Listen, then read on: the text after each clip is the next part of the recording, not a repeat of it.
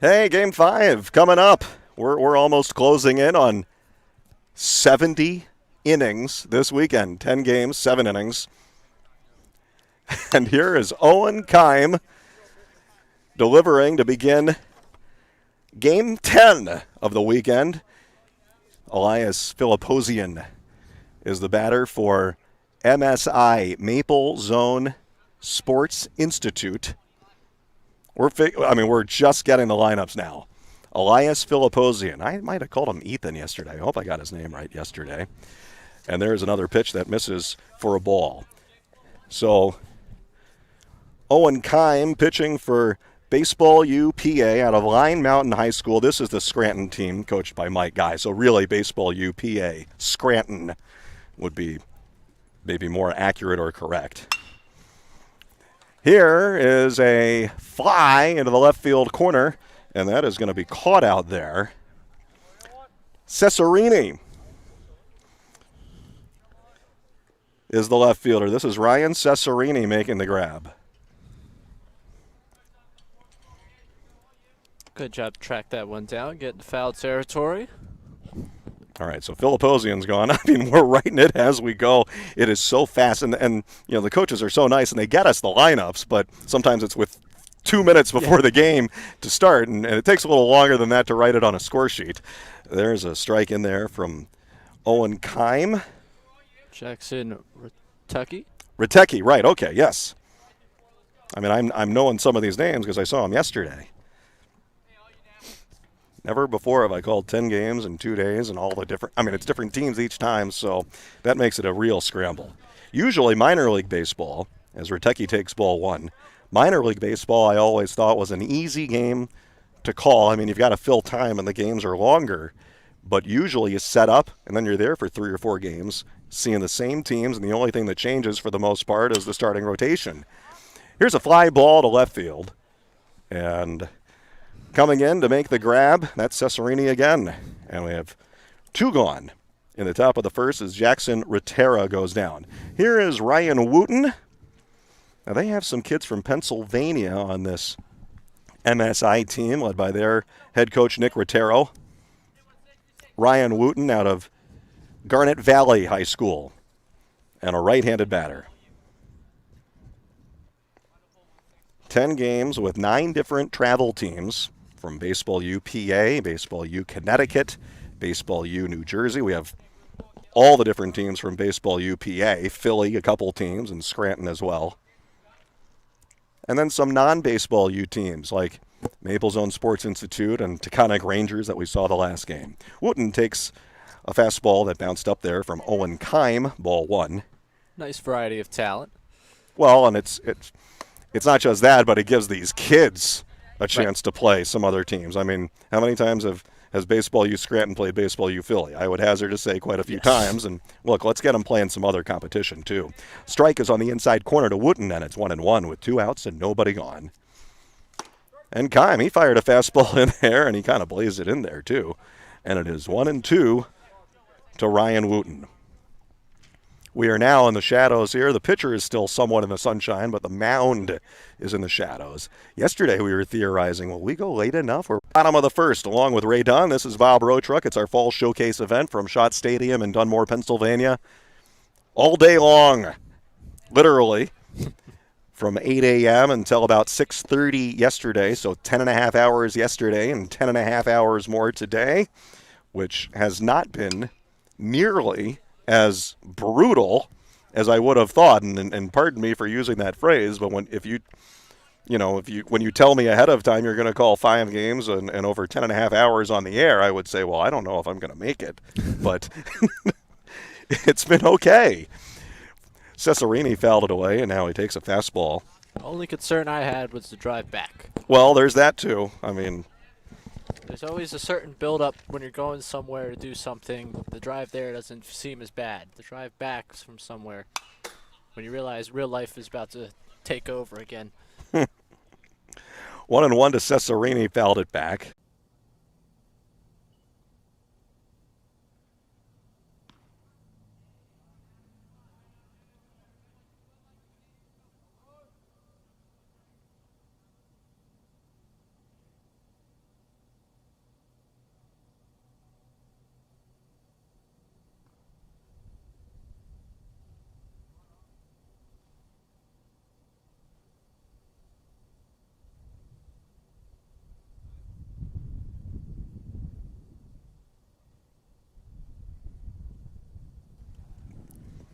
Okay, and we have returned. A little technical glitch there. Thanks for hanging with us. And this is Jake Milan who was batting that you saw, and he just struck out against Logan Palmer. I'm not exactly sure how long we'd been off, so we'll recap as we go here. We're in the bottom of the first inning with Maple Zone Sports Institute against Baseball U Scranton. The batter right now is Zach Lixick, and he takes the ball 1-0. Ryan Cesarini is standing at third base with 2 outs in the first. Cesarini, who had caught 2 balls on flyouts in the first, and he tripled. Here is Lixick, and he drills it, but he pulled it foul. He almost got our camera guy over there. Oh, was it that close to him? Oh, Was that close? Heads up. Yeah. Cesarini lifted it out to left, and their left fielder came kind of charging in and towards the line, and he laid out for it. He made a diving effort to try to catch it, got underneath his glove, and so, I mean, if he plays it off of a bounce, that's probably a single. He went for it and turned it into a triple when the ball got past him. That is a pitch inside to Lixick. I don't know if that hit him or not. That hit him. Well, if that hit him, then that should be a reset. Yeah, I think they just. Well, it doesn't matter because if it's a ball, it's 2-1, and if it's a reset, it's 2-1. But it does matter because the reset means you can actually get to a walk. So I think we're resetting at 2-1 because that hit him, and now Lixick takes outside. Another real ball 3. nonchalant, just taking the pitch. You know, the toughness out here. Yeah. Well, I mean, it nicked him, and then you keep going.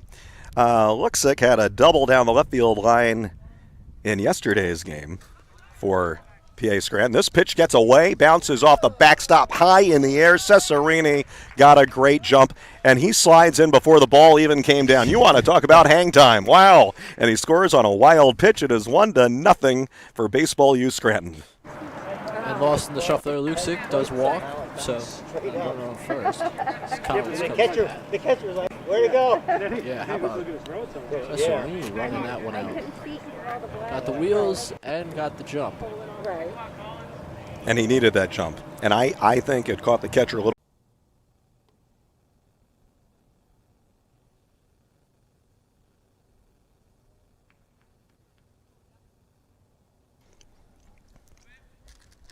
Okay, we try it one more time. A couple of technical glitches here, everyone, and so our apologies. We are in the bottom of the first inning for baseball. Yeah, still. For Baseball U Scranton against Maple Zone Sports Institute. We are on the 6th batter, though, so we'll shortly not be in the bottom of the first anymore. And for Baseball U, this is J.D. Greeley who is batting. Just fouled it off. It is a 1-1 count, and he tops this one foul to third. 1 ball and 2 strikes. Ryan Cesarini tripled to the left field corner under the glove of the diving efforts of the outfielder. It would have been a single probably if he plays it on a bounce and plays back. He goes to dive for it when he's going towards the line, so there's nobody there to back him up. If you go to the gap to try to dive, then you know your center fielder is there, so there's a difference there. Right now, first and second, and here's a high drive. Left field, Kovalchuk got a lot of this one. It is over the left fielder's head, off of the fence. Lixick scores. Collins around from first to score. They leave on contact with 2 outs, and it's a 2-run double belted to left for J.D. Greeley. And Baseball U Scranton with a 3-0 lead. Thought that had a chance. What do we got here? Oh, that's the 6th batter. There you go. Holy smoke. I'm like, he didn't catch that. I had just said it, 6th batter, and then I got so turned around on the efforts there of his double that I forgot. So we have a 2-run double. I mean, they're running because there's 2 outs, and it's the 6th batter, so you're going to keep running. You can throw me out because you got to be running all the way. So J.D. Greeley with a 2-run double off the fence and left. I thought that had a chance to go on contact, and it kind of fell a little short. You know, that wind is kind of blowing across from left to right. I think it knocked it down. It is 3-0 Scranton after 1 on BFAA Live Sports.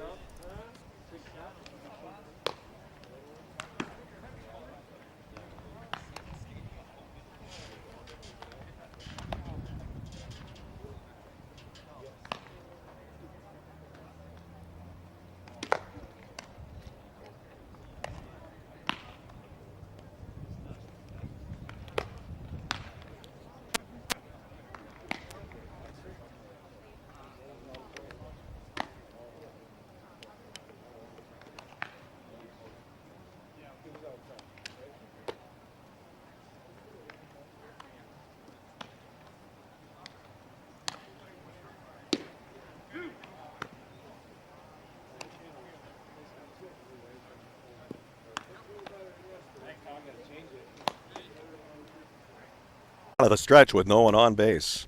Looped a breaking ball there and missing, just sort of falling away. So ball 4, and therefore we reset the count again to 2-2, and now the rule is all fastballs for the rest of the at-bat. 2-2 pitch. And he knows that fastball is coming, and he hammers it to deep left center. That is a gapper bouncing all the way out to that deep fence out there. And around second for third, Montone slides in ahead of any throw. That's a triple out to the gap in left center. Now, we have 2 baseball fields here because there's another home plate across the way, and they have 2 soccer fields. 260 is what it's measured to right. That's what it used to be. They used to have a sign there. And the dimensions are the same because that building with the shops and the warehouse-looking building, that's been there forever. If it's 260 there, what is it to left center where he's chasing after it? 400? Too far. I mean, it bounces on the turf and keeps on going. Like even Energizer Bunny. I'm not exaggerating when I say 400. I'm not exaggerating when I say 400. Oh, no. I mean, that's a long way. It's deeper to left than it is to. Well, I don't know if it's deeper to left than to center, but I mean it's pretty deep out there. It's a kind of a straight fence, so you got some really funky dimensions here, which makes it fun. That's baseball. Oh, yeah. It's a triple to left center for Montone. In a regular ballpark, that's probably a double because it stops at a wall at about 350 instead of just bouncing on and on. Center fielder is out there going, oh no. The ball got past me on this hard turf and I got to run straight backwards. Don't make me run that much. Credit where credit's due. It wasn't an inside the park home run. And it very well could have been. And a fast runner could absolutely turn it into an inside the parker. On this turf, skip it all the way out there? Heck yes.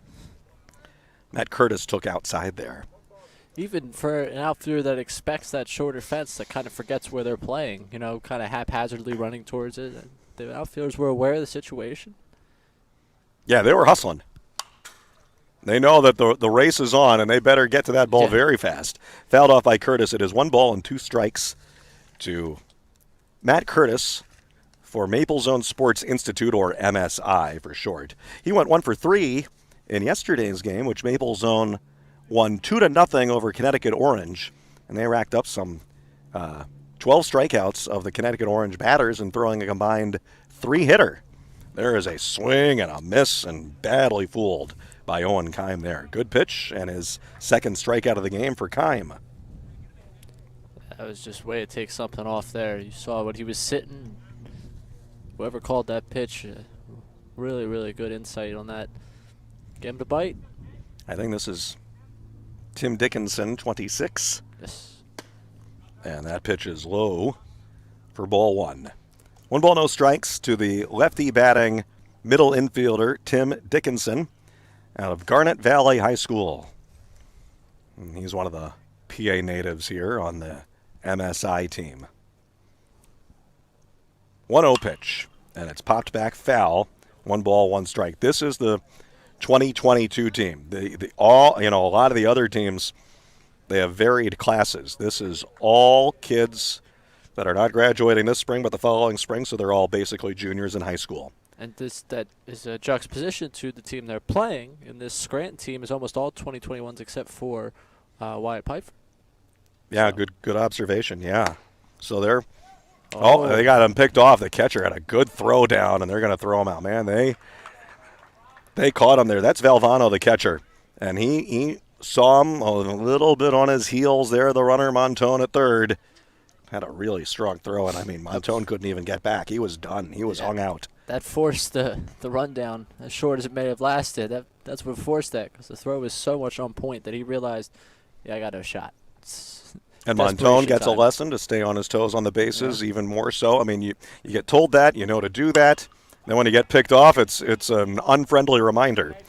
High pop-up, middle infielders. Shortstop is going to cut across to the other side of the base. I think the second baseman might have lost it a little bit there. Sun's kind of, they're still in the sun. I mean, we can't see the sun at all. It's nowhere near us. Doesn't exist anymore. We don't have any idea, but from the right side especially, they're looking into it as you kind of look at these shadows. I think the second baseman lost it, and the shortstop was there to pick him up some. So good work with Pfeiffer, I think, is the shortstop who came over to make that catch. Okay, so we're back on the air. we think and we assume, and we are very happy to report. And we're in the middle of the second inning, and Baseball U Scranton leads MSI 3-0 on BFA Live Sports.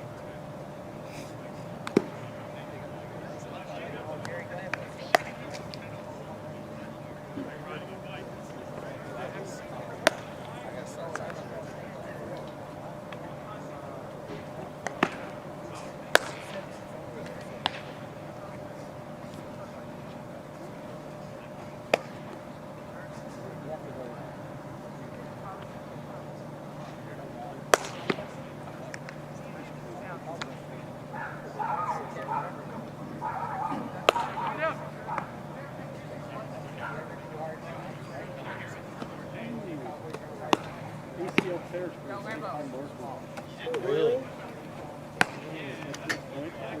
Oh yeah.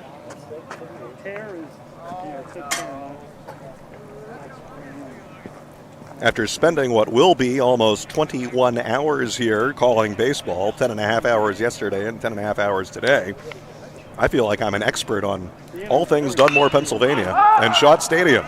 Here's a high pop up to center. Boy, he's having a tough time finding it. No, I think he's got it. Okay. So this was Kovalchik, I believe. Yes, you got Okay, that correct. all right, Kovalchik good. flies I out missed to the center guy on the start this lineup one. to start, so let's, I just want to make sure. Kovalchik flies out to center, and it brings up Mike Schau. I can now authoritatively state, after 21 hours of baseball broadcasting here, that Schott Stadium in Dunmore has some of the best chicken fingers in sports history. These are phenomenal, and I was hungry, but So they what are you're telling really me good. Is that I made a mistake with going with just the French fries for. You did. Ah. I had a cheeseburger earlier, which was okay. They promised it was good, and I'm like, it's not bad. And I've had bad burgers in ballparks before. These chicken fingers, and I'm not a big chicken fingers guy, but they look good, and so I tried them. Phenomenal. Well, Phenomenal. I'm disappointed in myself. Well, so. you know, we might be back here again sometime. There is a strike called to Mike Schau on the outside corner. 1 ball and 2 strikes.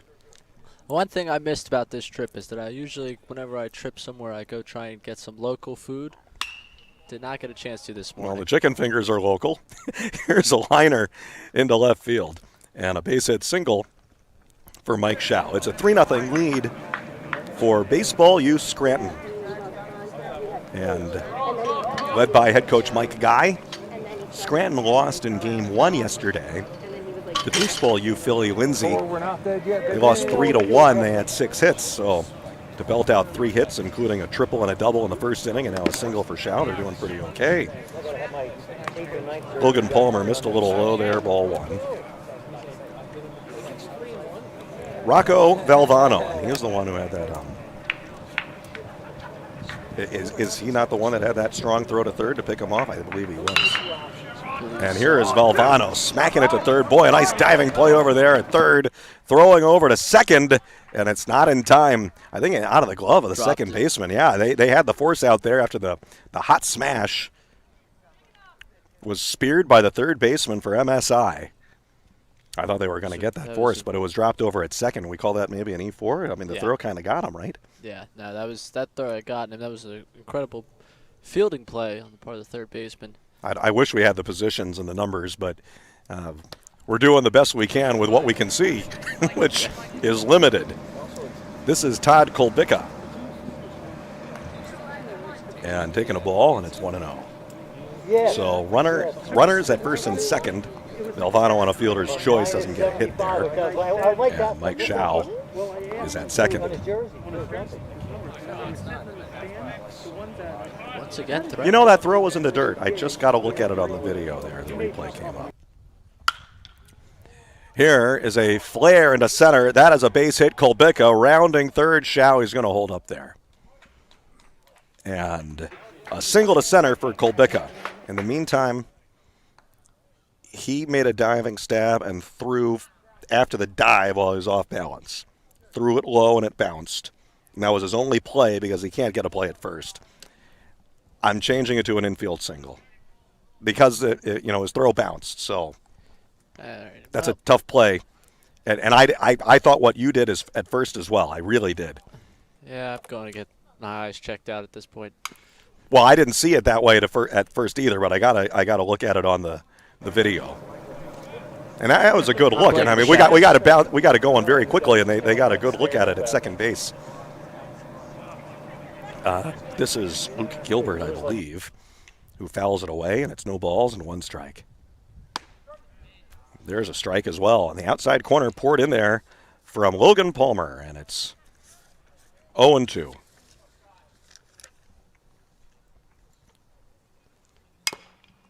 And he tapped it off of the catcher. It bounced back out in front, but that's a foul ball. No balls and 2 strikes. I said Luke Gilbert, Scott Gilbert, out of Abington Heights High School, 6'1", good eye on a 2-strike count. You could see a pronounced difference in his hitting approach. He had a lot of movement in his hands, had the bat up higher before he got 2 strikes. 2 strikes, you see him shorten up the grip. He got much tighter to the body. It's an experienced hitter. Single to left in yesterday's game, and he went 1 for 3. And he takes another one that missed for ball 2. Boy, Logan Palmer's kind of flipping him in there a little bit on some breaking balls. I mean, some of them he's throwing around 65 here. 2-2. That's not 65. Here's a ground ball to shortstop, circled around, coming up with it, throw on to first and out, but a run scores. That's the only play they really had there. I don't think they had a chance to turn 2. Wasn't quite hit sharply enough.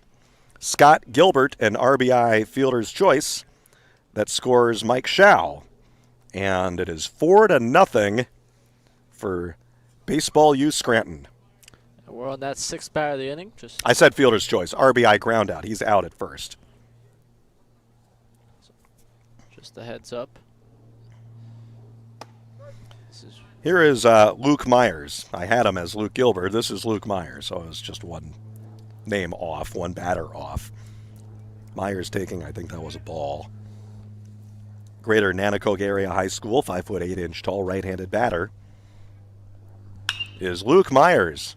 And with the metal bat, bounced it out to third. Long throw across. Boy, that bounced away. That was a low throw. Got away from the first baseman, and 2 runs are going to score on the throwing error. That would have been the final out.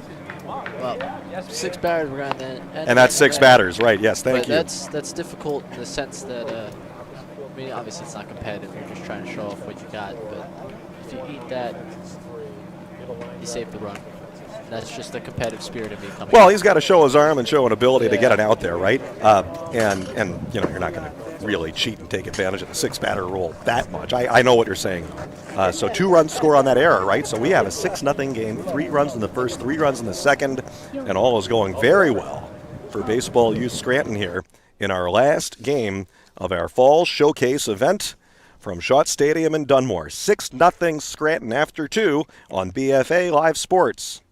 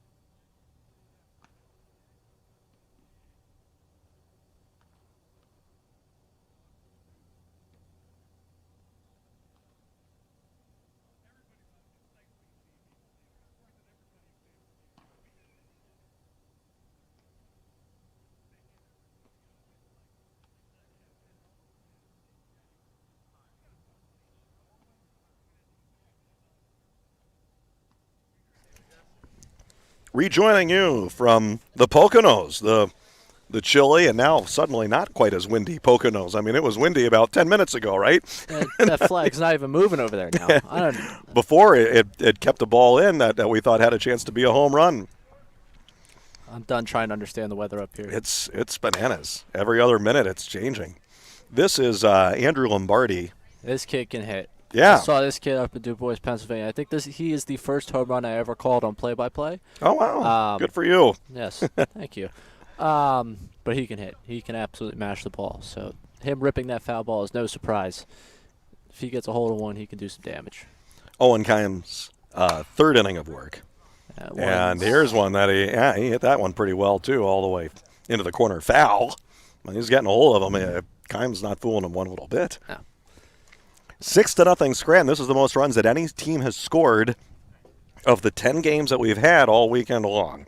And, I mean, look, all those coaches down there on the first base side, they've been here more or less. Most of them have been here all day. And we're talking 10 hours watching this talent and looking for players to bring to their college programs. 11 colleges represented here at this Baseball U Showcase event. 0-2 to Lombardi, and it's high, ball one. I don't see these guys, now they're kind of just sort of hanging out and, they're friendly too. I don't see them taking too many notes, though. A lot of it's off of memory, right? I think so. Maybe they're not I trying would have to tip their expected hand. more notebooks or at least, typing things out on smartphones to try to I mean, it could give be themselves some thoughts. I mean, they've got rosters as well, but you know what? I mean, they've been around so much and seen so many high school games as they're bouncing around. They know half of these kids already. They've seen a lot of them previously, and they're getting another look at them again. could be the sense of, hey, I'll make a mental note of this, go back and watch it multiple times. Well, there's that too, sure.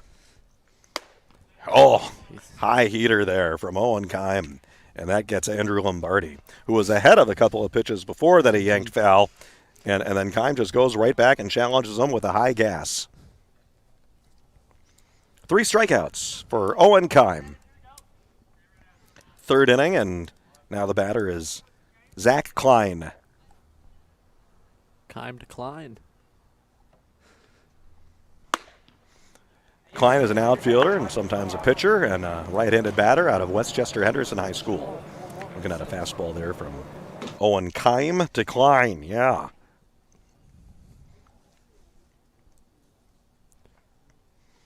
The long, slow, deliberate windup of Kime and challenge him in on the hands, and Klein a little bit of an ugly swing there because he got fooled. He'll be sure to delete the tape of that one. We're 0-2 now, actually. I beg your pardon. Are we? Okay, here's the next pitch. Oh, blew him away. Yes, and we were 0-2.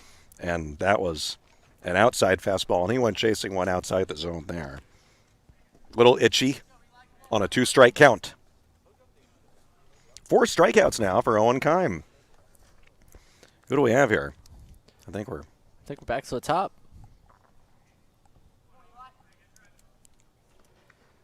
This is so this is Philipposian? Yep, Elias Philipposian. Back up to bat.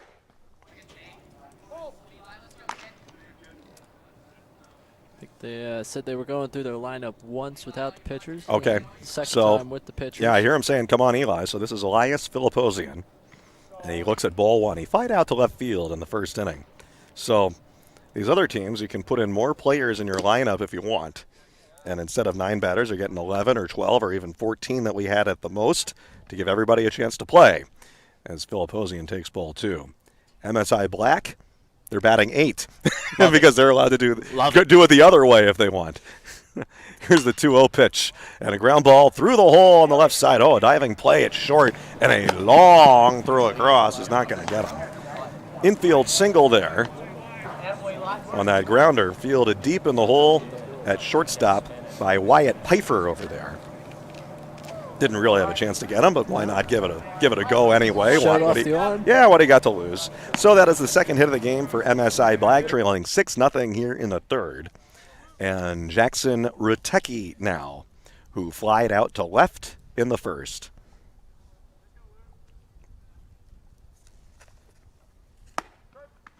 Rutecki out of Westchester Henderson High. 2-out runner at first, and we're in the third So I in think game we 10. actually Am I have wrong? Ryan Wooten up, which doesn't fit with the lineup. Well, he's But- juggling it around. I was looking on the lineup on my score Right. sheet. No, but you you're had, right. Yeah, you I have know, the I know. lineup correct. Yeah, I need to look at the numbers, and they pulled a fast one on us. So Ryan Wooten is batting.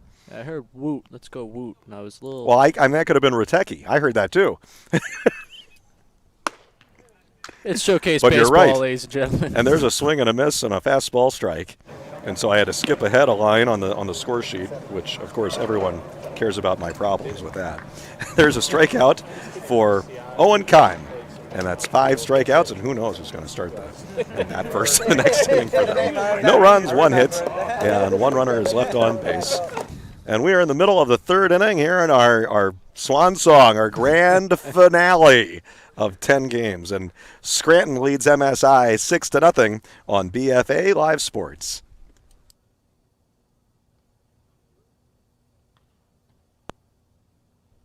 Him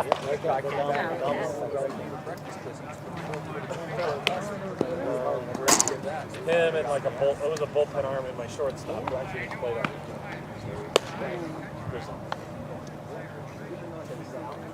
He's done. He's got a job in the county.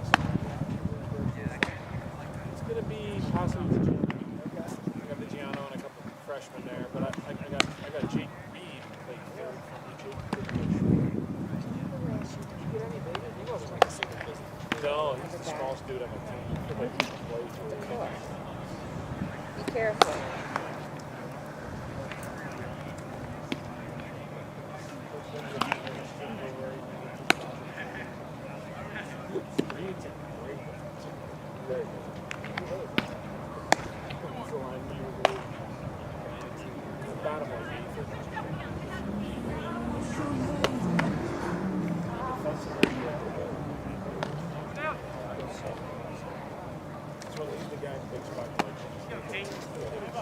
Here you go, buddy.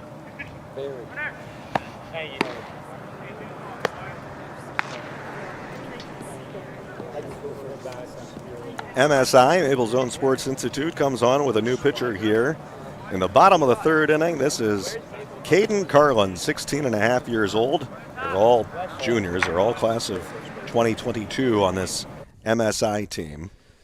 Out of Friends Central High School is Caden Carlin. We're in good old number 99. And there is a ball to, this is Pfeiffer, right? Wyatt Pfeiffer. Back to the top of the lineup, and he grounded out in to lead off the first. And he takes a bouncer from Caden Carlin, ball 2. So Carlin is a left-hander who plays a little bit in the outfield as well. And what do we have him at? A couple of years ago they had him at 5'6". He's taller than that. Yeah. But that's what they still list him as on Perfect Game, which we know is not correct. Yeah, he's 5'9" or so maybe.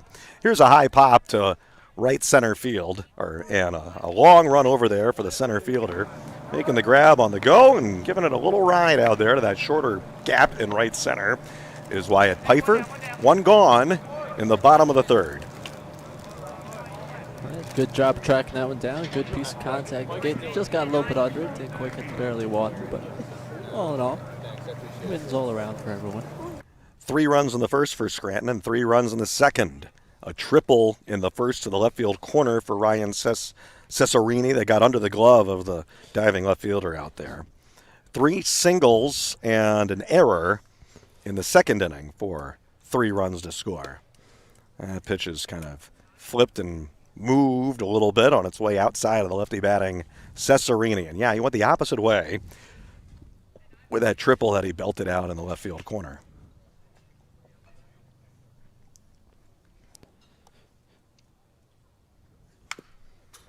Here's a swing and a foul back. A little over the top of that one.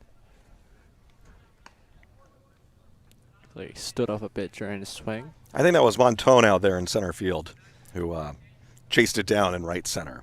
Got to look at his number on our camera. Our camera people, they can see it great. Hey, they're all the way out there and hanging out on that camera for 10 hours. I mean, we get to sit down at least. Yeah.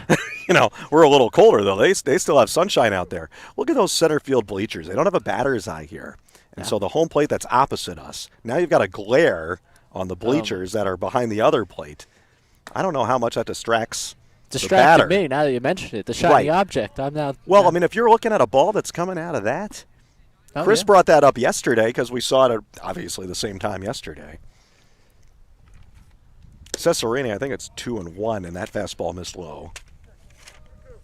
2-2, I beg your pardon. So it was a 1-2 pitch that missed low. 2-2 to Cesarini. Hey, it was a 2-2 or a 3-2 count when he tripled back in the first, and now it's a 3-2 count here. With his pitcher, Caden Carlin, missing on a couple. Here's the next pitch from the lefty, Carlin. A fly ball lifted to right field. It's a short porch there, but not short enough for Cesarini's fly. That is put away for the second out here in the bottom of the third. 70 innings. I mean, and most of these coaches have been here through pretty much the whole thing. Yeah. And I've been here through the whole thing. The teams they haven't been, they can show up for the game, and they can show up late if they're not playing until later. If they play the first couple games, they can leave earlier. They're not sticking around and watching all of the games. The same for the parents. You're going? You mean you're not staying? You're going to drive home? Really? Jake Milan, and he takes a ball. Remember Felix Milan of the New York Mets days in the 1969 World Series. There's a strike 1-1. He's the one he choked up on the bat, like almost halfway up it seemed. He had a couple of baseball card pitchers, did Felix Milan. Here's a fly ball out to right. That'll be put away. And Jake Milan, who I'm going to guess is not related, but who knows? Hey, why not? I mean, yeah, maybe. Let's run with it. I mean, I see the name Milan, and we're doing baseball, so I have to think of Felix Milan. And Scranton goes down in order here in the third inning after they scored 3 in the first and 3 in the second. They get nothing across in the third, so good work for Caden Carlin putting them away. At the end of 3, it is Scranton 6, MSI nothing on BFA Live Sports.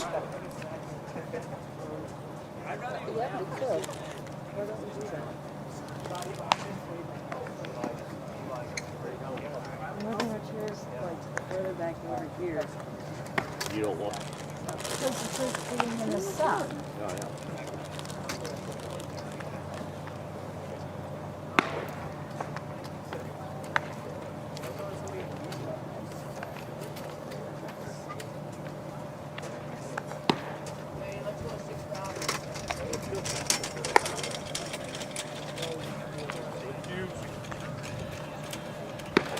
You like the rest of this? Just out here recruiting for something we don't really have.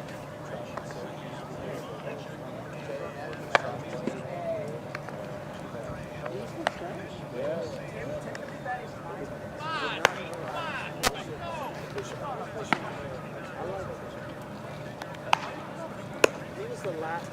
He's had some good games. When they had their run, that was the last year of the Big East.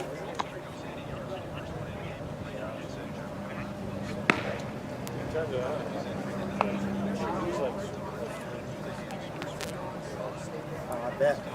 Wait, did somebody get hurt for the Steelers today? Anybody get hurt?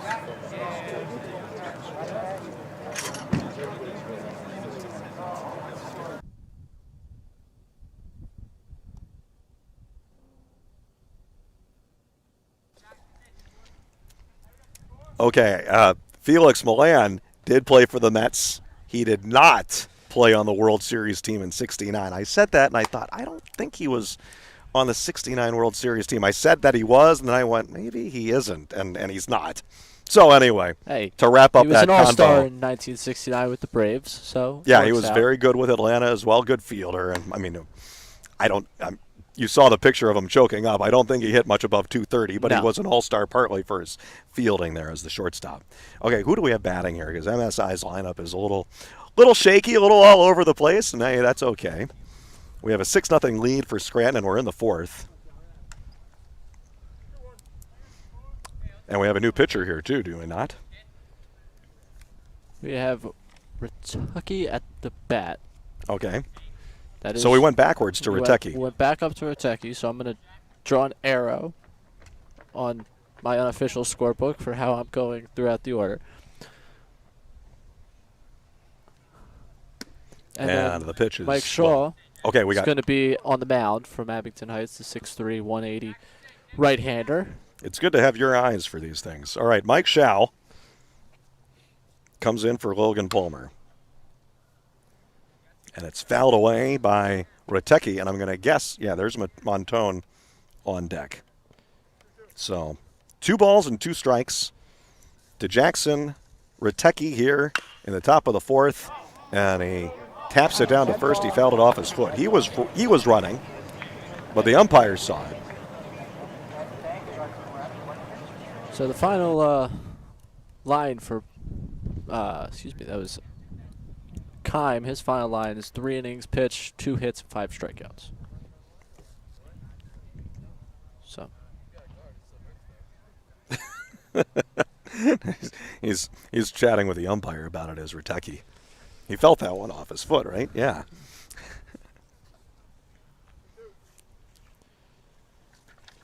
listen, if I were to foul one off and it were to go into fair territory and I think I could leg out a hit from it, I'm doing it. So Mike Schau, I'm going to guess it's pronounced, is on the hill here. You want to talk about former major leaguers, Eric Schau of the San Diego Padres. And who knows if he's related or not. That one fouled back towards the hill behind us and behind the third base side seats here, which are a little more vacated here in our last game of the day. Only the true diehards sticking around for the. Well, yeah, a lot of the parents, of course. Mike Schau has taken ball 4 outside. Jackson Riteki, rather, takes ball 4 outside for Mike Schau. Eric Schau, who gave up the 4,192nd hit for Pete Rose.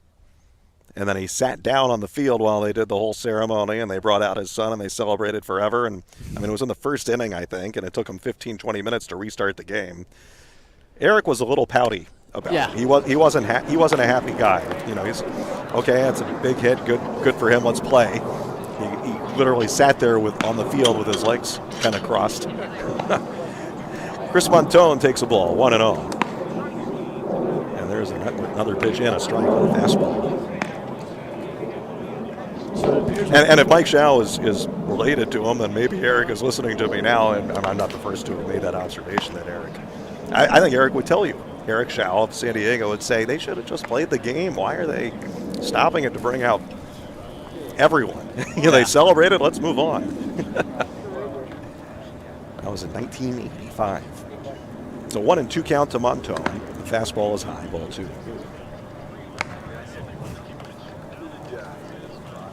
Get a good look at Kovalchuk there at shortstop, kind of moving around his position.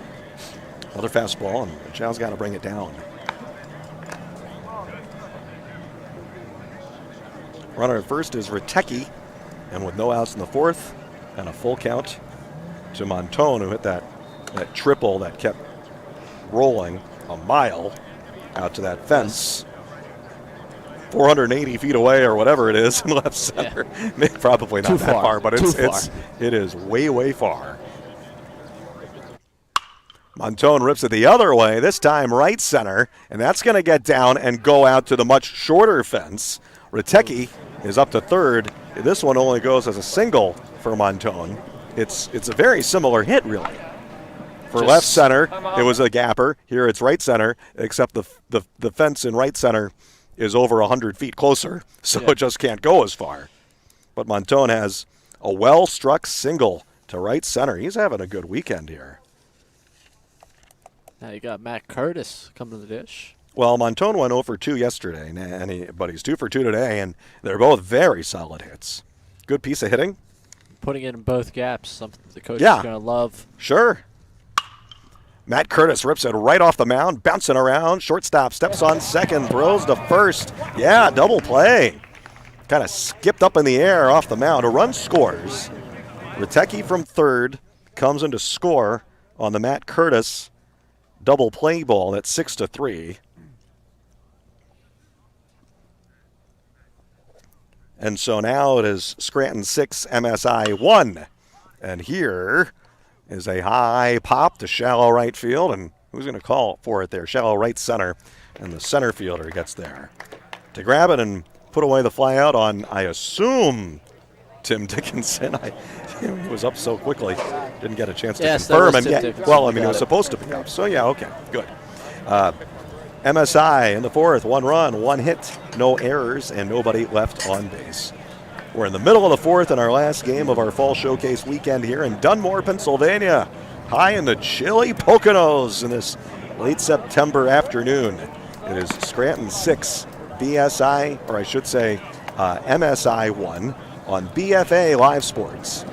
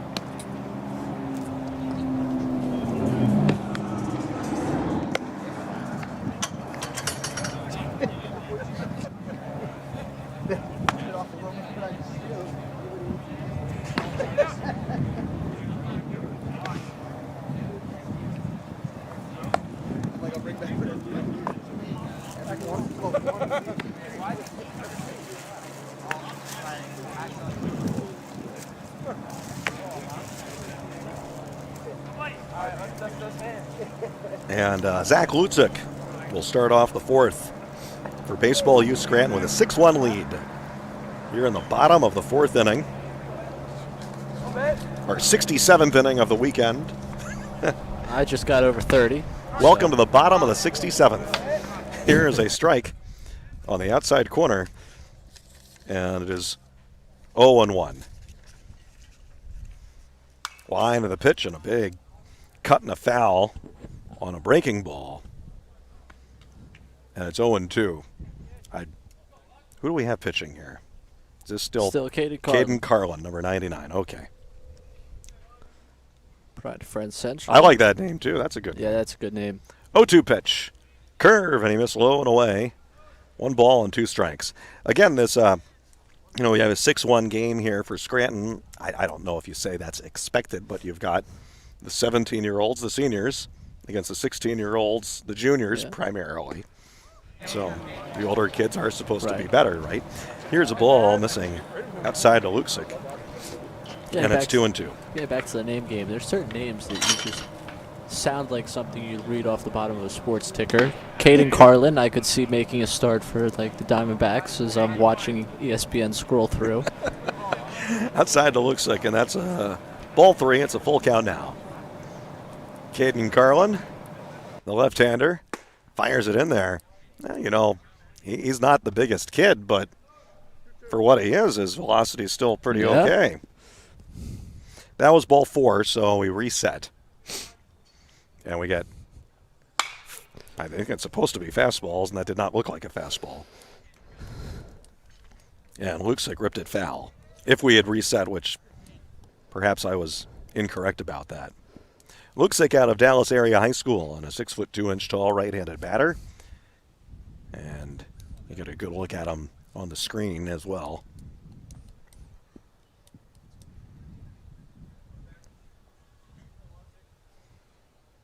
Carlin deals, and here's a foul back on a fastball. Got underneath it. It's one of those where you kind of look at the swing and the fastball and you say, he just missed. He just got under it and got a piece.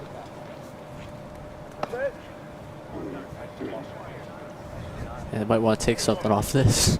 Sure. I think that, if he can get it over. Yeah.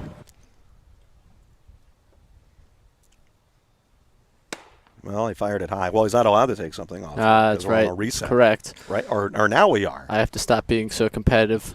Now it's 3-2. It was 2-2. So that was we were in the reset. So yes, I thought it was a good idea as well. But we were in the reset. He has to throw fastballs, and a ground ball is smashed past the third baseman and into left field. Zach Luksic, who had a walk and scored a run and stole a base in the first, has a base hit single to left field here. He had a double yesterday. So on this whole weekend, he's reached base 4 times in 5 tries. He's 2 for 3 with 2 walks. Not too shabby. Yeah, and go the home, walks feel come good. on the whole reset rule, too. Ryan Collins, and he ended up getting a walk and scoring a run. And, well, that bottom dropped out a little bit. He waved at Caden Carlin's offering, no balls, and 1 strike. We're in the 4th. It is 6-1 Scranton. Couple of triples in this game, 1 for each side. And a throw to first to check on Luksic. We've had 2 home runs the entire tournament. Joe Celia yesterday for Baseball U New Jersey, and Callan Fang for Baseball U Philly earlier today. That's been it. Those have been the only home runs. I only saw Fangs, and that thing was crushed. He absolutely smoked that ball. Off the bat, it was kind of one of those, let's see how far that one can fly. Yes. And Fang pitched very well also in the same game. He had just struck out. Oh, he just balked. Luxa got caught in between thoughts. I thought he balked. Yeah, they're going to tell him go to second. Yeah. He got caught kind of in between thoughts. He was going to throw to first, and I don't know if the first baseman was ready. Maybe faked out his own teammate, and he was off the bag, and Carlin hung on to the ball. And, yeah, you can't quite do that. So they called it a balk, which is our first of the weekend here in our 10th game. There our you first go. balk, and Luksic is down to second. Not as bad as the Naris balk the other night for the Phillies, dropping the ball on the mound. Oh, did they have one of Yes, those? absolute that's, classic. that's a rare one, but it's led happened to before. a game-winning run for. Wow. Yeah. I didn't know that. Yeah, no. I was here. No, it wasn't last night. It was a couple nights ago. 2-1 is outside on a breaking ball, and it's 3-1 to Ryan Collins. Yeah.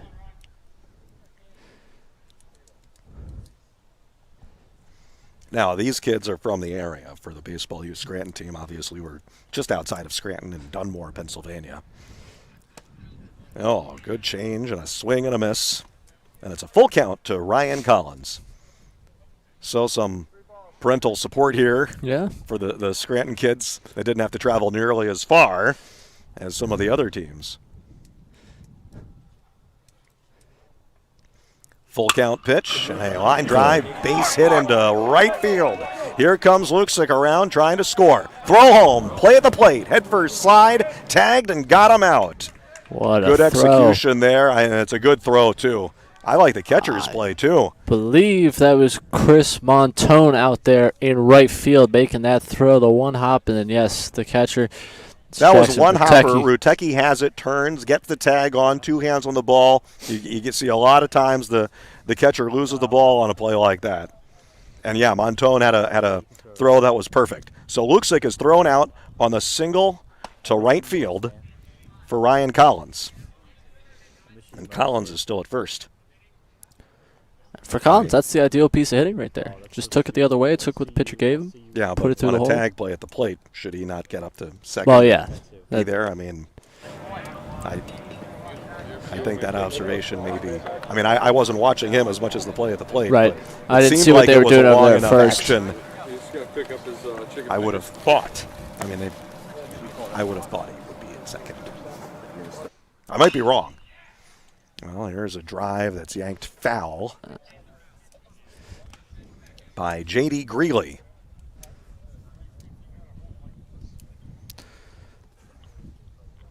We've had a few guys thrown out at the plate. Yeah, in I'm this loving weekend. I had some Former outfielder myself, that's just what I live for. Buckman with New Jersey and some other good throws there, getting guys out at the dish. And you got some aggressive base running because that's what we want to see here. Here's a base hit into left field and a single for Greeley out of Pocono Mountain West. Puts him on at first and second. That's 3 straight base runners, 3 straight hits against Caden Carlin with a runner thrown out at home in the middle there. Feels like a lot has happened for only 3 batters in this inning. Yeah. I feel like I've lived a few innings so far. And 1 out, and now Zach Kovalchik, who flied out to center field in the second and looks at a strike, 0-1. Kovalchuk, a 6'2 righty batter out of Valley View High School. And an outfielder and a pitcher as well. And I think we saw him pitch yesterday. It's been such a long weekend. Sure. How can I possibly know? That was a swing and a miss, and it's 0-2. Anything you say about yesterday, I'm going to agree with you on. It is all a blur after you get the 21 hours of baseball in 2 consecutive chunks. You could tell me a zombie walked across the field. I'd be like, yeah, right, sounds about right. I missed everything yesterday. Kovalchuk fouled it back, and he kind of had to slow down his swing to get a piece of that and hang on for this at-bat. It is 0-2 with first and second and 1 out. We're in the 4th, and Scranton leads 6-1. Kovalchuk, the tall righty batter, waiting, and that is in and kind of tipped off the knob of his bat. And so staying at no balls and 2 strikes. Now even the coaches in the first base side, they don't have any sunshine anymore either. Oh, boy. It is dwindling quickly. I can hear closing time playing in the back of my head. That's about right. It's, as cold as it is for us here, now they have the same. So welcome to the party, gentlemen. Still a little bit of sunshine for those outfielders, so not so bad playing D if you're way out there and staying significantly warmer. That's a change or curve, and again he slows down his swing and gets a piece to foul it off. So Kovalchuk with 3 straight fouls hanging in there in this AB. I think that's Sean out there in center for us on the camera. He's still got plenty of sunshine, plenty of time for him to Looks keep like warm. him, yes. In short sleeves too. Am I correct? You are correct. Yeah, wow. I mean, I know he's in the sun, but come on. Here's a high fly to the left field corner. That ball is going to fall fair. Here comes Collins to score. Greenlee is coming around. Another play at the plate. They got him on that one, too. 2 runners thrown out at home this inning. So the third baseman, I think, were related, or maybe the shortstop got the cutoff there, as Kovalchuk wraps it to the left field corner for a double and then comes into third when the throw comes home. Greeley is out at home. And another really good play by Ritecki at home on a tough play on the tag. The 1 run does score in the form of Collins. And so it's 7-1. And again, so much. We've had 4 base hits, and you can't convince me that there hasn't been 8 batters up at this point in this inning. Just feels so insane for what we've seen. I think that was the shortstop who got that relay throw. I mean, that makes more sense, right? Here's a high fly, hit the deep right field off the bat of Mike Schau, and that is caught for the final out. By the way, on that base hit for Kovalchuk for a double, and he's taken off. I heard a couple of guys there. Good at bat. Couple of guys from their side. And that was 3 straight fouls to hang in there, 0-2. Gives himself a chance, keeps giving himself a chance, turns it into an RBI double as he battled in there. That was some terrific stuff. And the base running we're talking about, he ends up on third on that play. Yes. Following. Yeah, he got a double, and he took the third. He took the extra base when the throw came home, which he's supposed to do. All right, so it's 1 run on 4 hits, no errors, 2 runners thrown out at home, 1 runner is left on base. We're at the end of 4 here in the final game of our Fall Showcase event from Dunmore, Pennsylvania. It is Scranton 7, MSI 1 on BFA Live Sports.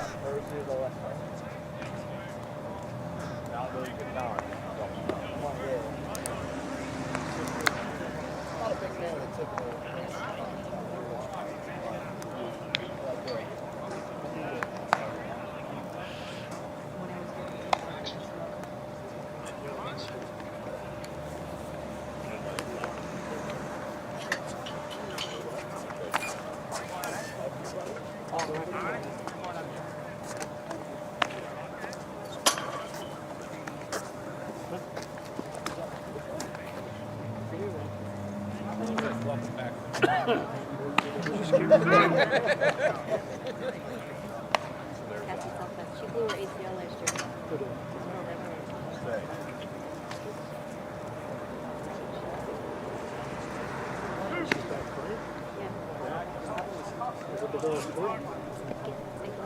She's not playing defense.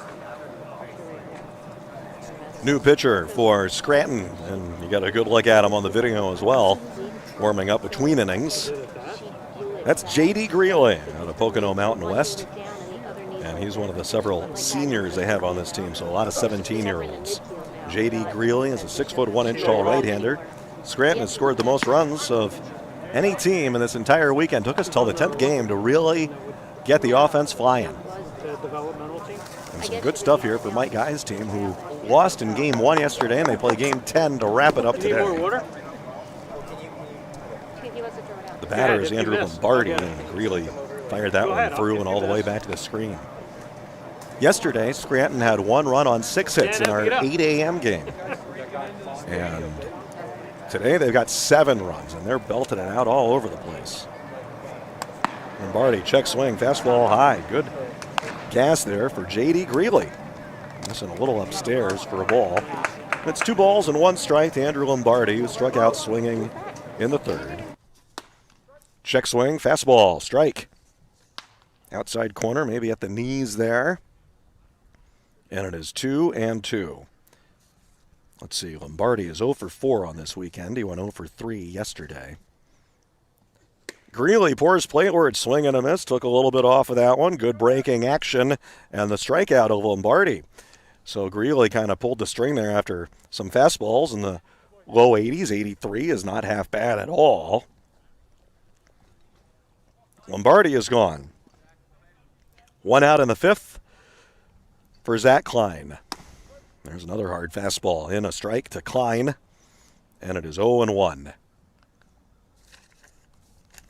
4 hits is the most that we've had in any inning as well. It's hard to get more when you have a 6-batter maximum. And I'm talking more hits than we've had for any team in any of the games. That one caught the corner as well. To Zach Klein.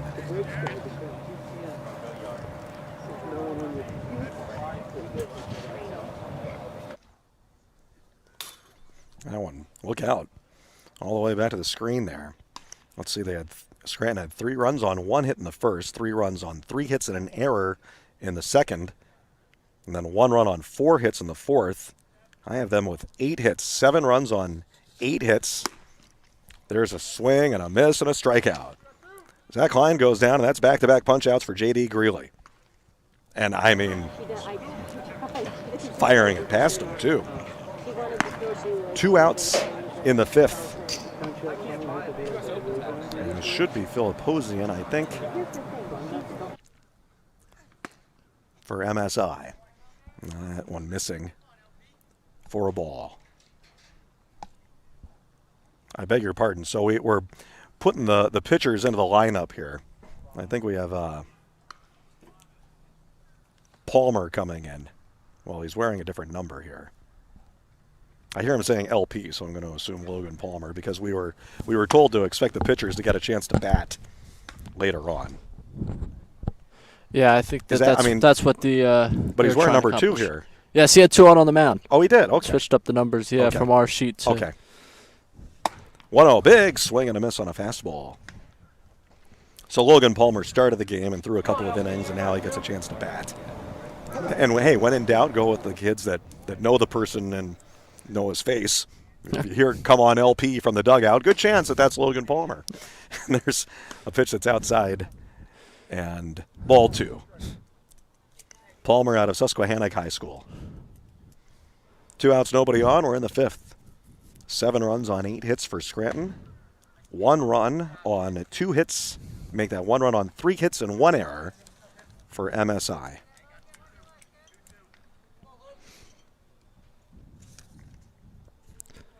Two and 2 to Logan Palmer. Looking down at the MSI dugout. Oh. All right, lifted to right. Yeah, that's going to be playable. 1-2-3 for J.D. Greeley. Entering in the 5th inning, and down goes Maple Zone Sports Institute. We're in the middle of the 5th. Scranton 7, MSI 1 here on BFA Live Sports.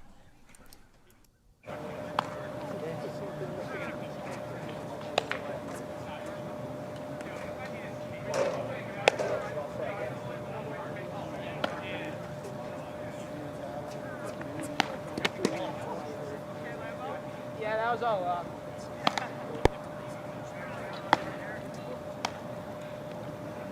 Dan, you playing third?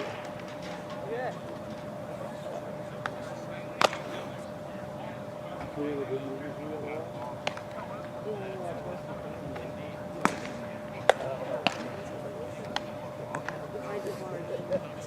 Had a lot of really good people on it.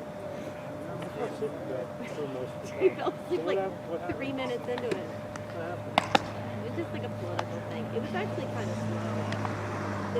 There were good actors in it, but the show.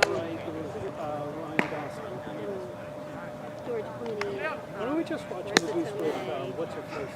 Marissa Tomei. No, she's like that. She was annoying in that movie. She always plays someone annoying. Like my cousin's in it.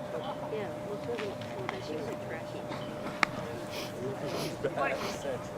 Onward we go to the bottom of the 68th.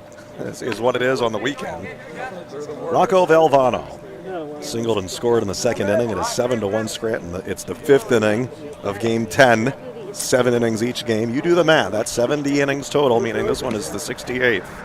And Valvano takes from new pitcher Ryan Wooten, bouncing up there, and ball one. 1 ball, no strikes. Ryan Wooten also playing at third base today, and a Garnet Valley High School product, and the right-hander throws in tight. Valvano fouled it off for a strike. Yep. Valvano singled in the second and scored a run. Umpire took another one there. Oh, did he really? Oh, jeez. And he came back and told us that, we officially changed the tide. Today is worse than yesterday. Yes. It wasn't that way before, but then he took a couple. One that got right through the catcher, and didn't even get touched, and got him. And hey, you know what? These things happen. That's. I hate to, say this is what you signed up for, but you're going to get beat up a little bit or a lot sometimes. I think he knows it. Yeah. You hope you get through minimally damaged. Yes. But when it happens, it's not terribly surprising, unfortunately.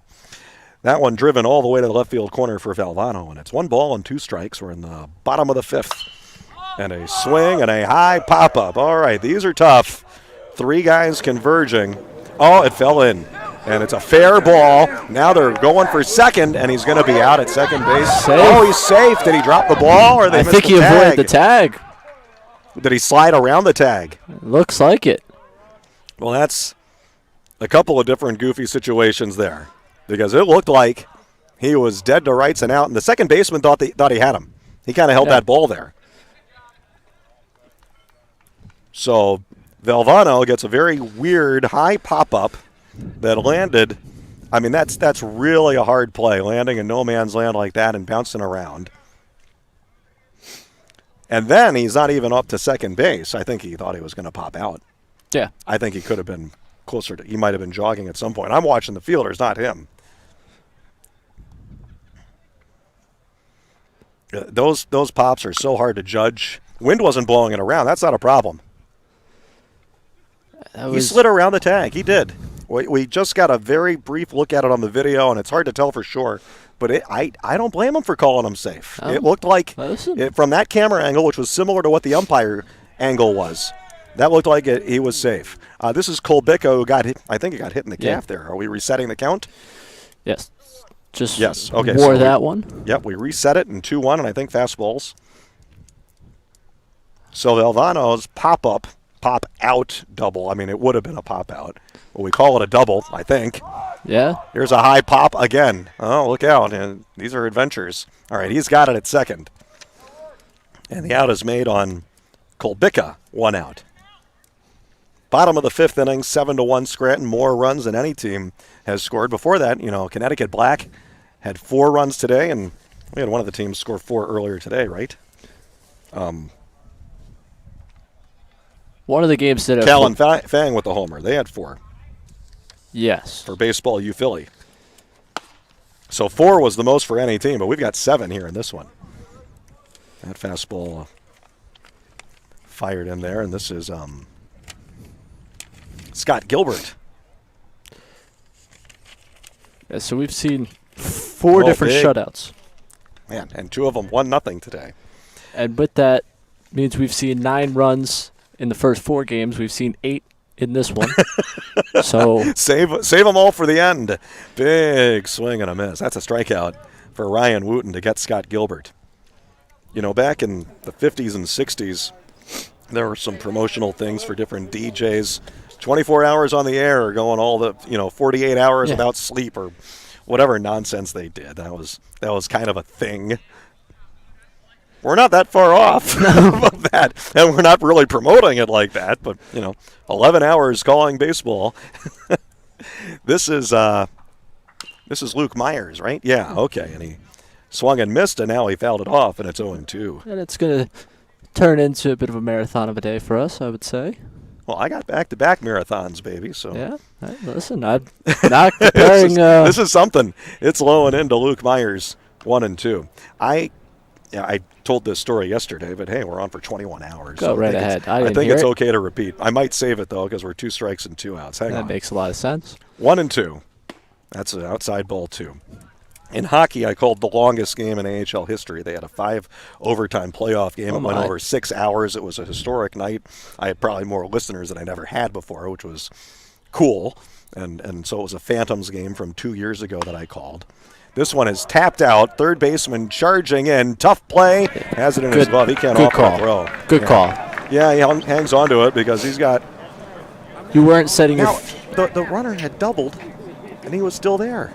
Yeah. At second. That's bad call on his part. Ooh. Oh, you got to get the third on that. I mean, I'm not. I hate criticizing base running because I know it's tougher than it looks, but I think he knows. I'll do it for you. He should be on third. He's got to be at third on that. Even with a shortstop or pitcher hustling over to cover. That's where the third baseman looked. He turned around behind him to see if he would have a play, and, boy, you got to be going. There's 2 outs. He should be leaving on contact. Yep. They're not going to get a disagreement from me on that one. Oh, man. What happened there? Did he not know there's 2 outs? Even if there was 1 out, he should have been going. All right, fly ball to left, and that'll be caught.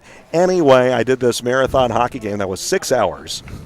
I got interviewed by a couple of reporters and in the Athletics, so they're talking with the radio announcers. How'd you ever survive calling 6 hours on the air? And I think he was wanting some sort of story of I didn't think I was going to make it or something. I said I've called baseball doubleheaders before that have gone longer than that, And so for me, kind of saying yes, it was a great game, but what's the big deal of talking for 6 hours? Because that was his angle. Like, how does the announcer doing it solo make it for 6 hours?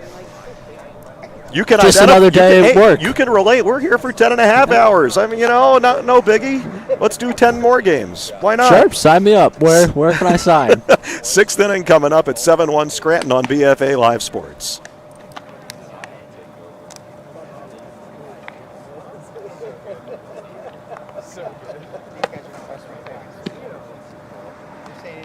One time I thought I was going to get called. You might know your Civil War history, but you blew that one. They should have called the out. The beer drinkers would have had the out. Yeah, we all had the out. It would have been better. You should have. Oh, you guys weren't here. This was one of Tom's point things, right? There was a pickoff play at first base, and I go safe, just like that. Right? And the kid was out. He stepped on the glove. That wasn't the first.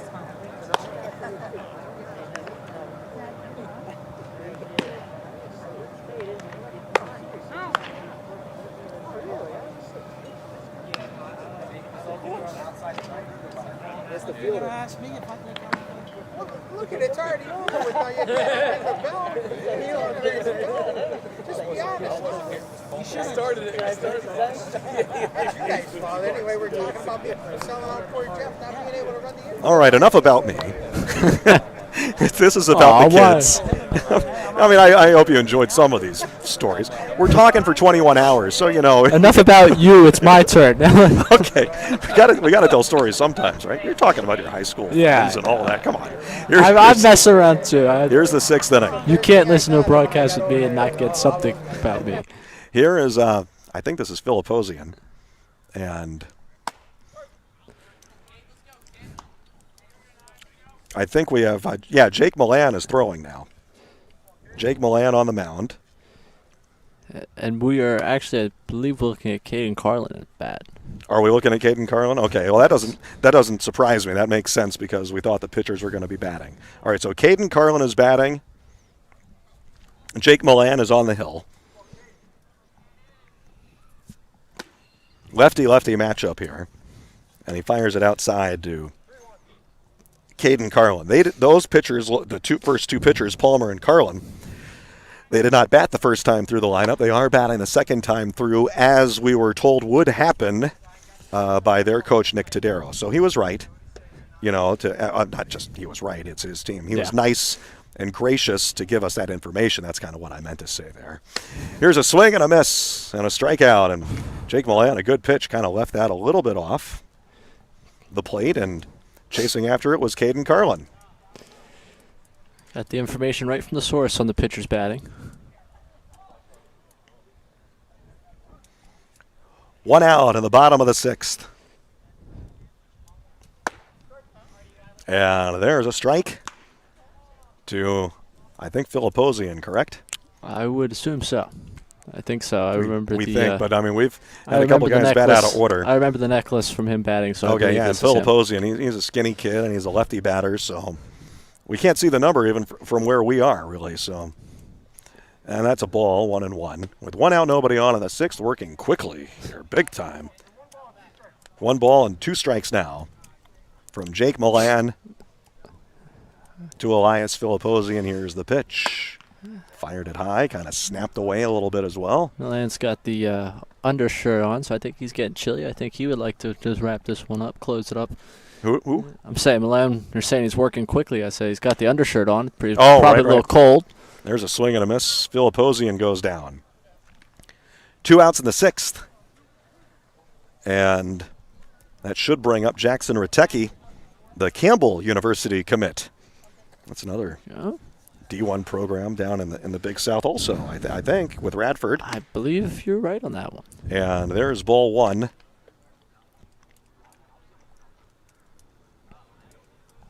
Missing outside. I'm just trying to confirm if we have Ritecki here or not. And yes. Another one missing ball 2. That is Ritecki. Okay, good. 34, right? Yeah. Correct. Okay. 2 balls, no strikes.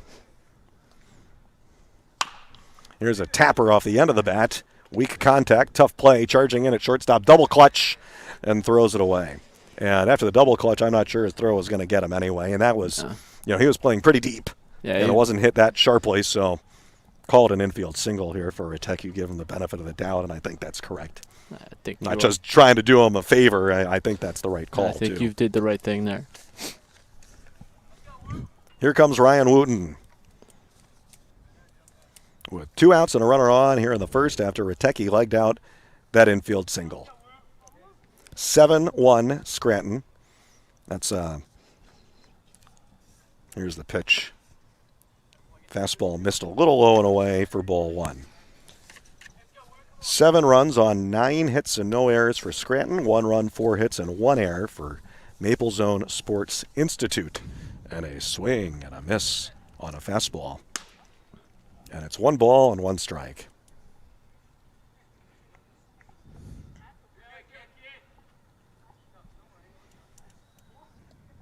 Here comes Milan on the pitch, and it misses outside for ball 2.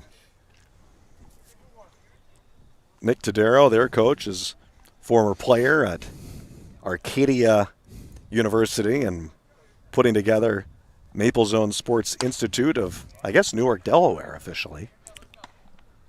There's a cut on and 2-2. Interestingly enough, they've got only 1 player from State Delaware on this roster.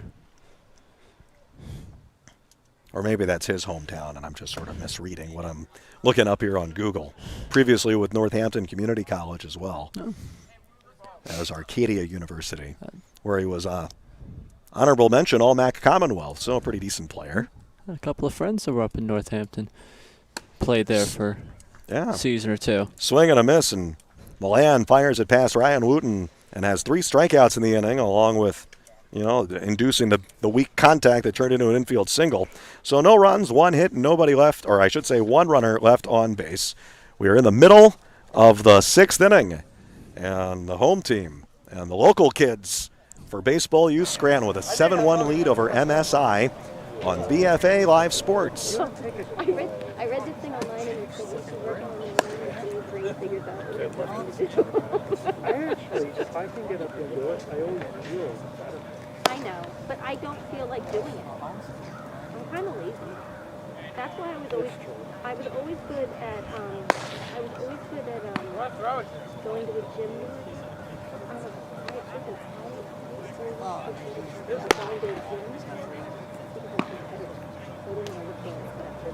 When I'm at home, I'll just give up. Because I'm not self-motivated.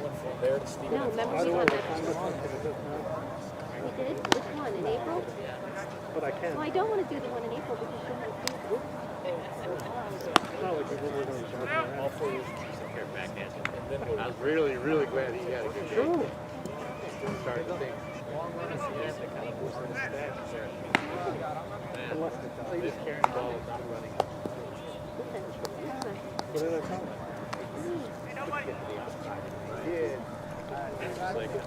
From bone-chillingly cold Dunmore, Pennsylvania, here in the Pocono Mountains. It is. The best part of this for us is that we're going to be saying this. Someone's going to look up the weather here. Yeah, it says 62 on the app, and this ain't no 62. I promise that on the weather app where it says it's 62 in Dunmore, that thermometer is in the sun. Where we are, it's about 45. I tweeted this out the other day. The temperature of 60 degrees. This one's ripped down the line. That's a fair ball. There we go. Cesarini is going to leg it out for extra. Has got underneath the glove of the diving first baseman. And Cesarini, who had a triple in the first inning, has himself a double here. Now, that triple that he had probably should have just been a single, got under the glove of the left fielder. This one gets all the way down the right field line and got every last bit of it as he smashed it to the corner. Scranton's 10th hit of the game. That's the most hits for any team in this showcase weekend, as well as the most runs. 7 runs on 10 hits. And Jake Milan takes a strike, poured in there, and now we have pitcher versus pitcher because Milan had just taken over on the mound. 0-1. This is still Ryan Wooten, I believe. Yes, I wanted to confirm. I know he had the graphic up there, but I wanted to make sure. And there's a ball.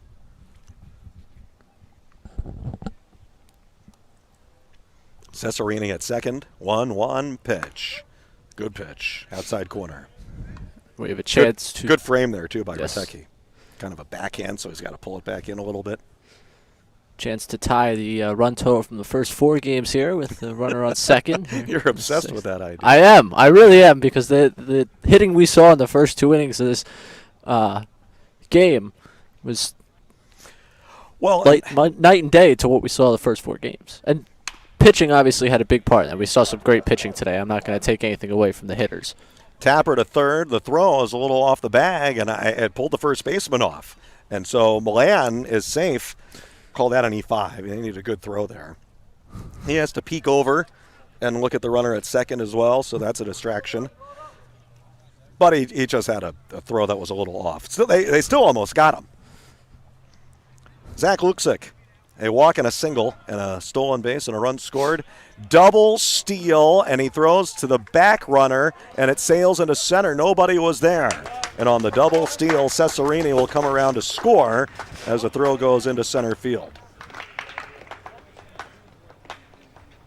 And it is 9-1 Scranton. I beg your pardon, 8-1 Scranton. We're up to A 9 double runs. steal with runners from first and second. Ratecki throws to second, thinking that's his better chance. It might have been. Here's a liner to left field, and now coming around third, Milan. He's going to hold up there. High arcing throw home. Got past the catcher a little bit, but no worries. The runner's going to stay at third. Good base running. Moving on up to second, Lusick. Oh, so Luksic gets to second when the throw got away. No, he was already there. That was not the throw getting away. He turned the corner, saw the throw was coming, and he just kept went moving. when the throw left. Yes, okay. Yeah, so. And the throw bounced away. So single and to second on the throw. Milan stays at third. 11th hit of the game. 8-1. And now Ryan Collins to see what he can do. This Luksic, Collins, Greeley, 3 in a row has been extremely productive for them so far today. Yeah, Luxic has reached all 3 times with a walk and 2 singles. Here is a grounder to short, and that's going to pull him off the base. He just kept his foot on the bag. Ground out will plate another run. Collins with an RBI. Jake Milan leaves on contact on the grounder to short. They didn't draw on the infield or anything like that. It's a blowout game. However, you do have some situational stuff that you can consider doing if you want. We had a little bit of that before. So that brings home the run 9-1. And the fastball strike to J.D. Greeley. I knew he'd have some offense sooner or later. By the time we got to the 10th game, I was doubting myself, but indeed, it took a little while, belatedly. Here's a liner to left. There's a diving snag. He caught it, throw to second for the double play. Yes. Well, the runner there was Luxic. I think at first he wasn't sure if it was caught or not. He had to wait and see, and I got to get back to second. This is not good. Diving catch in the outfield by the left fielder. Luxic gets doubled off, and they just barely got him at second base on a good, strong throw. 7-4 on that double play to kind of stop the bleeding there on what I thought was going to fall in for a base hit. I thought for sure. Yeah, I thought for sure. It is 2 runs on 2 hits, 1 error, nobody left on base. Scranton pads their lead, and they're having themselves one fine day. It is Scranton 9, Maple Zone Sports 1 on BFA Live Sports.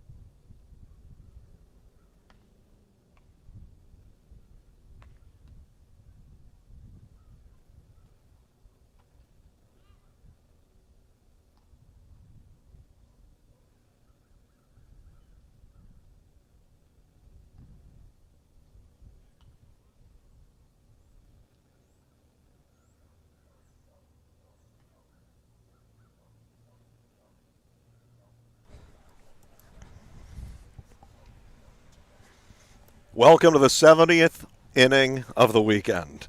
And it's the 7th inning here. MSI Black's last at-bat and a fastball strike. Jake Milan to Chris Montone with a triple and a single today. The triple that rolled all the way out to the fence in left center. The single that rolled all the way out to the much shorter fence in right center. This time he gets underneath one and fouls it back. No balls and 2 strikes. Remember, they have the option for the home team to bat in the bottom of the 7th, even if they have already won the game. It is getting a little bit late in the hour, so it's not a guarantee that we'll do that. Fouled off by Montone, 0-2. But if Maple Zone Sports has another pitcher that they want to get in there, I'm going to assume that Scranton would not mind taking a few more licks and swings and hacks, and why not? I would agree with you. I'd assume that as well. Grounder to third, charging in, coming up with it, throwing out Montone. 1 gone in the 7th. It's getting a little late in the hour, but not too late. And obviously there's nobody to follow.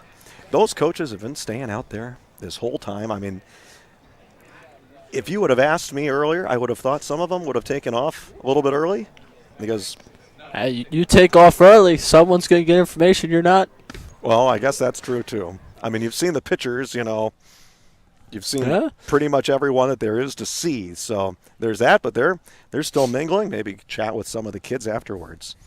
I believe this is Matt Curtis who took a strike, and there's another one fired in there from Jake Milan. Who knows? They could stop one of us after the game. Want to talk to some of their favorite broadcasters out there. That seems less likely. Never know. And he swung and missed on a bouncer up there. That's a strike. The first pitch was a ball, so it's 1-2 now. And Milan kind of fooled him on a skipper up there. Matt Curtis struck out and bounced into a double play. Here comes the 1-2 pitch. Strike 3. Yeah, that's good. He swung at a pitch that bounced, and then he was window shopping on a pitch that was really right there. Yeah, I don't know. Well, it gets What in your more are head you looking sometimes. for? You get a fraction of a second to make up your mind Yeah. and pull the trigger, and sometimes your instincts can fail you. I believe we've got Tim Dickinson with 2 outs in the 7th and a 9-1 lead for Scranton. There is a ball outside from Jake Milan. Milan's pitching right now like he wants his team to get one more at bat, keep him within that 2-hour range. That pitch misses low from Dickinson, or from Milan rather, to Dickinson, ball 2. I believe we start at 4:35. I think that's when you announced the first pitch was. Here's a high fly to right field. That's going to be off the fence for Dickinson. He's going to try for 2. He'll make it in. Another headfirst slide, which we see a lot of here on the artificial turf, and in safely. That 2-hour rule is flexible.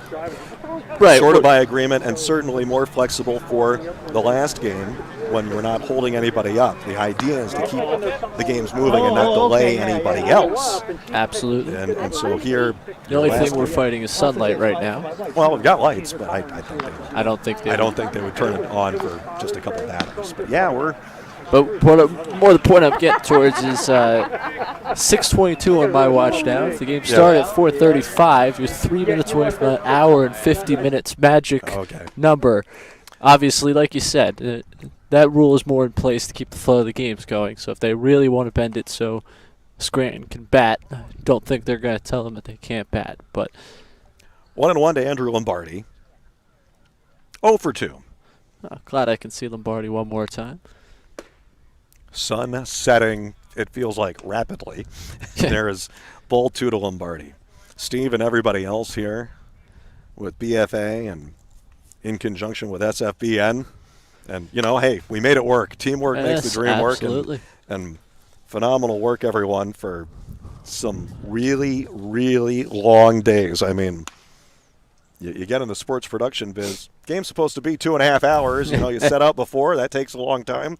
Break it down afterwards. That takes a while, too. It's not supposed to be a 15-hour day for 10 hours of sports, but that's what we had back-to-back here. I mean, and my pleasure here, too. Lombardi fouled that off. This crew does a tremendous job. I mean, working with them is a great time, all of them. So. And thank you as well to all the folks at Baseball U and inviting us out here for this game, these games. There's a swing and a miss. He was kind of chasing one and slipped and fell over when Dickinson was taking off on kind of a weird hit and run. And so that is a strikeout swinging. And now I want to see if they're going to take the field here again. And they will. So we are going to play. 6:24. They beat it by a minute. That's good. They will play the bottom of, and now the umpires are talking. Yeah, they're coming out. I see. Just looking at a stopwatch. This was. They're fine.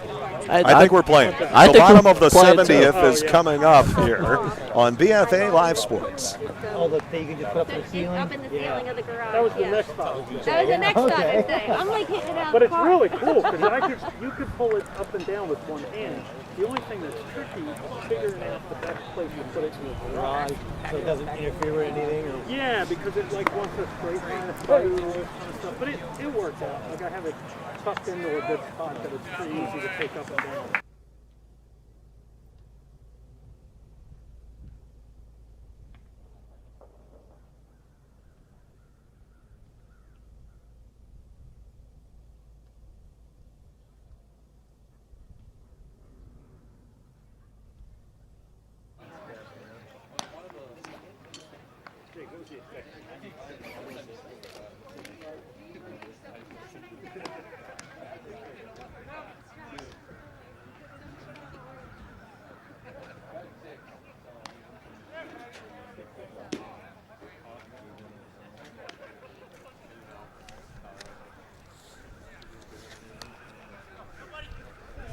There is light at the end of the tunnel, light at the end of the outfield is about all we have left.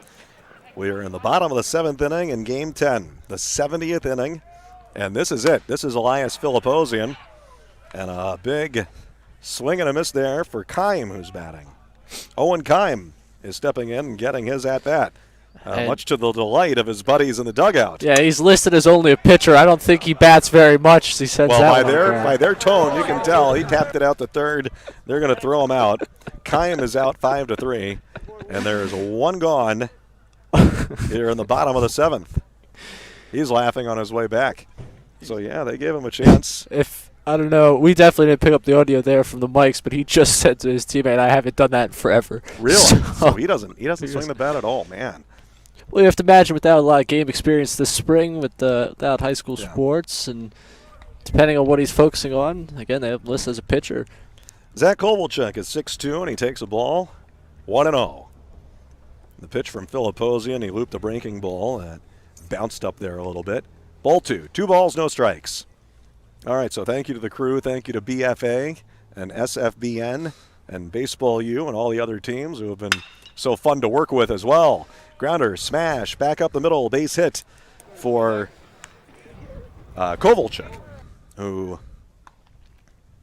singles and a one-out runner aboard here in the bottom of the 7th inning, bottom of the 70th inning. And if you told me I would call 70 innings in a weekend and live to tell the story, I mean, no, I would actually volunteer to do it.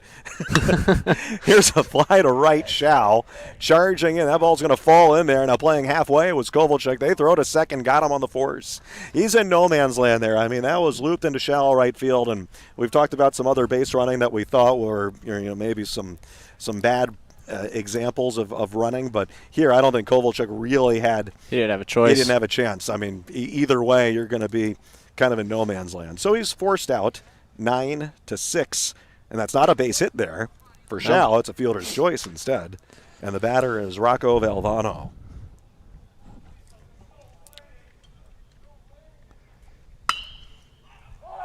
High pop, shallow right center, and that's an out, and that is it. And we're done as Valvano pops out. 70 innings. Can you believe it? Scranton with 9 runs on, I believe, 12 hits and no errors. MSI, 1 run, 4 hits, and 1 error. We said our thank yous. Thank you, everyone. Ray Dunn, I enjoyed it. I loved it. That It's a was pleasure. Good times. Next time I have to call 10.5 hours worth of baseball again, I'll give you a call. We'll try it again sometime. Please do. Let's do it. Thank you to all the good folks here and John Wells and everyone at Baseball U putting together a wonderful showcase event for the 11 colleges who got to see a heck of a lot of talent. My name, Bob Rotruck. Thank you as well, you viewers, however much you watched, 5 minutes or 15 hours worth or whatever it might be. Thank you for joining us as well. You've been enjoying, and we hope, the production of the fall showcase tournament from Schott Stadium in Dunmore, Pennsylvania on BFA Live Sports. Good night, everyone. Okay. Getting one. The only thing I don't like about them, I mean, they showed some stuff where they were pretty good off-road, but they're still independent front end. Which, they went like, how they have the Raptor, the pickup. They kind of went the same way, so it's kind of built for high